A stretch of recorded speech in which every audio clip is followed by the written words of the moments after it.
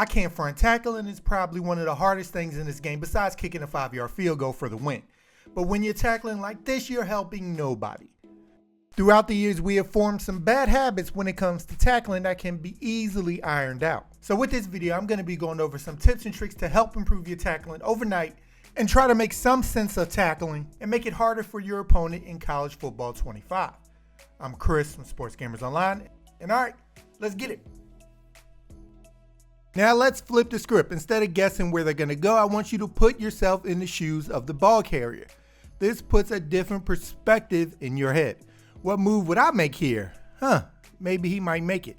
And it can help you anticipate without jumping too early. By putting yourself in their shoes as if you're the runner, you can better predict their actions. If you start thinking like the ball carrier, you'll begin to notice the gaps and able to meet them in spots quicker, instead of running straight at the ball with no regard to what you're opening up. How often do you find yourself flying down the field only to realize you've overcommitted and missed the tackle because they juked?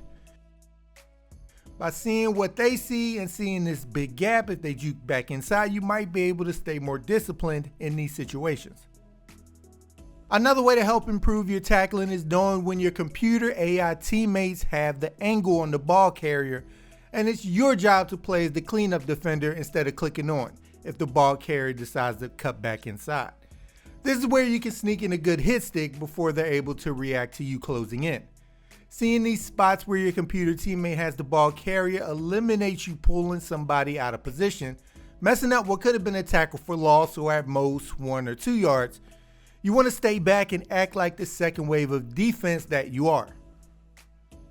Now when you're in the one-on-one situation with the ball carrier, what are you running at?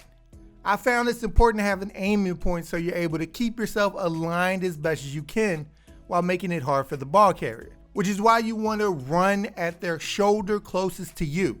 If you do it right, it cuts off their jukes and spins back the other way, as they will just run straight into you if they do it. And you're basically forcing them to only go one way because of that. Also, by aiming for this spot, you reduce the chances of over pursuing them and avoid you just straight chasing the ball and giving up in wide open cutback. By aiming for their inside shoulder, you can take away their options and force them into a situation where they only have one way to go. Wouldn't that make your job a lot easier? Also, keep in mind, almost every big run starts with a juke or spin. You pretty much have to be prepared for it at all times. They're coming back the other way. Now let's talk about the hit stick. It's still powerful, but it has its time and place in college football 25. Instead of trying to land a hit stick every time, you're going to want to wait for your spots. After the ball carrier makes a move or cuts inside is one of them. That's your chance to strike. How often do you see players running full speed into each other from 50 yards away, hoping for a perfect hit stick? The odds of it working out completely are pretty low. By waiting for them to essentially serve themselves up to you, you can increase your chances of landing that big hit and getting a fumble.